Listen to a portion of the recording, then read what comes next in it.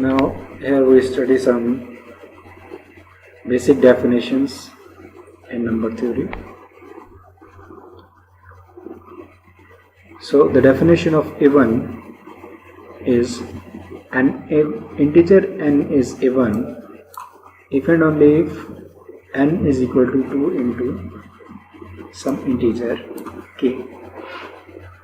So कोई भी number n even होगा अगर हम उसे इस शक्ल में लिख सकें कि n is equal to 2 into some integer, और यहाँ पे k जो है वो कोई भी इंटीजर हो सकता है। इस चीज़ को देखने के लिए आप देख सकते हैं कि लेट अस से हम 8 चूज करते हैं, क्या हम 8 को 2 इंटू सम इंटीजर लिख सकते हैं? Yes we can, 2 into 4। So 8 जो है वो पूरे उतरता है इवन की डेफिनेशन पे। What can we say about 9? क्या 9 जो है डेफिनेशन पे पूरा उतरता है? Can you find a number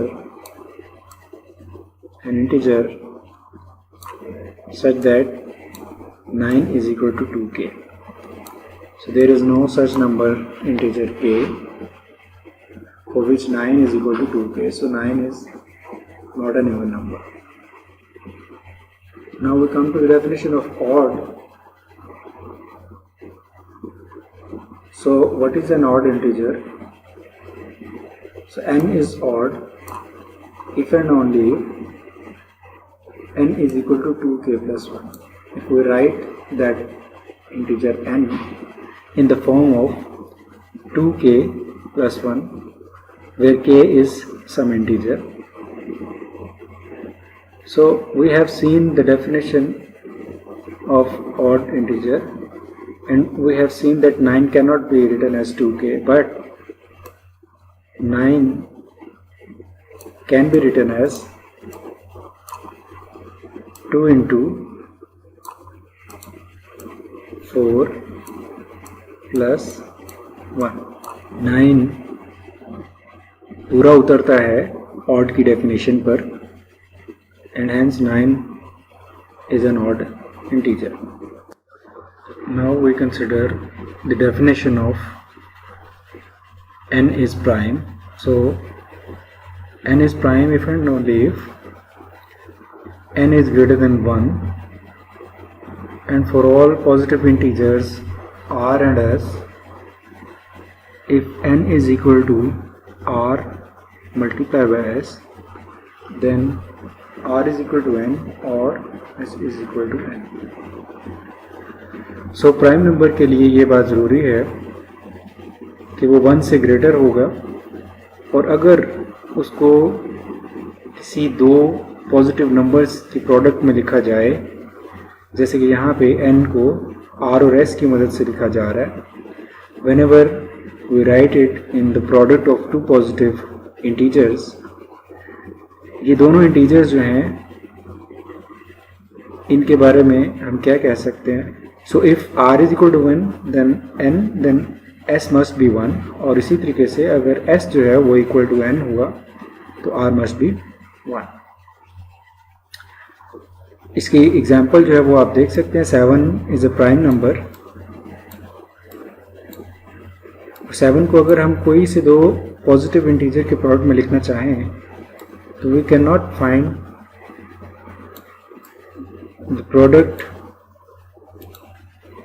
except these two numbers 7 into 1। So 7 into 1 हो सकता है या 1 इंटू 7 हो सकता है। This is the only possibility for 7, and hence 7 is a prime number. इसी तरीके से हम कंपोजिट की डेफिनेशन देखते हैं। an integer n is composite if and only if n is greater than 1 and n is equal to rs for some positive integers r and s, with 1 is less than r is less than n and 1 is less than s is less than n. So what it says is कि composite number कोई भी n composite number होगा अगर वो n greater than 1 है और ऐसे दो हमें पॉजिटिव इंटीजर्स मिल जाएंगे जो कि 1 और n के दरमियान में होंगे, 1 से बड़े और n से लेस होंगे. Let us consider an example of a composite number. Let us see what we can say about 8. So 8 का अगर हम प्रोडक्ट बनाएं तो 8 into 1 बन सकता है, 1 into 8 बन सकता है. लेकिन there exist positive numbers 4 and 2 such that 8 can be written in the product of 4 and 2. लेकिन 4 और 2 के बारे में क्या हम जानते हैं कि 4 जो है वो 8 से लेस है और 1 से बड़ा है, और इसी तरह 2 जो है वो 8 से लेस है और 1 से बड़ा है. सो अगर हम ऐसे दो नंबर फाइंड कर सकें, पॉजिटिव इंटीजर्स फाइंड कर सकें जो 8 से लेस हों और 1 से बड़े हों और उनके प्रोडक्ट में उस नंबर को लिखा जा सके, then that number will be a composite number. So now we have seen the definitions. इस definition में हम देखते हैं a number n greater than equal to 2 is prime if it is only divisible by 1 and itself. This is the simple form of the definition we have studied. कि उसके दो ही factor होंगे, या तो 1 होगा और या वो नंबर खुद अपना फैक्टर होगा. So this is the simple form of the definition. और इसी तरह a number which is starting from 2 and onward, अगर वो प्राइम नहीं है then it is a composite number. So इस एग्जाम्पल में हम देखते हैं कि हमारे पास कुछ नंबर दिए गए हैं 0 से 9 तक, और हमें ये बताना है कि which are prime and which are not prime according to the definition. So 0 और 1 के बारे में हम बात नहीं कर सकते, और इस क्योंकि ये प्राइम की और कंपोजिट की डेफिनेशन में नहीं आते. सो हम 2 से स्टार्ट करते हैं, और 2 के बारे में हम जानते हैं कि 2 can be only written as 2 into 1. So it is a prime number, and just like 3 को भी हम सिर्फ 3 into 1 की शक्ल में लिख सकते हैं. But what about 4? So when we see 4 can be written as 2 multiplied by 2. So it has factors other than 4 and 1. So this is a composite number, and so on. We can check according to the given definition.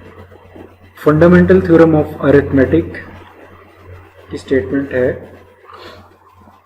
any number n greater than equal to 2 is expressible as a unique product of 1 or more prime numbers.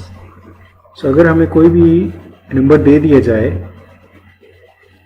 जो कि 2 से बड़ा हो, उसको हम unique way में prime numbers की multiplication की शक्ल में लिख सकते हैं. For example we have this number 22, और 22 की हम प्राइम फैक्टराइजेशन करें तो हमारे पास 2 into 11 आ जाएगा, and there will be no other way of writing this except for changing of the places. और इसी तरीके से 100 को अगर हम देखें तो we have 2 into 2 into 5 into 5, and these are the only primes जिनकी मदद से हम इसे लिख सकते हैं. So this is the fundamental theorem of arithmetic.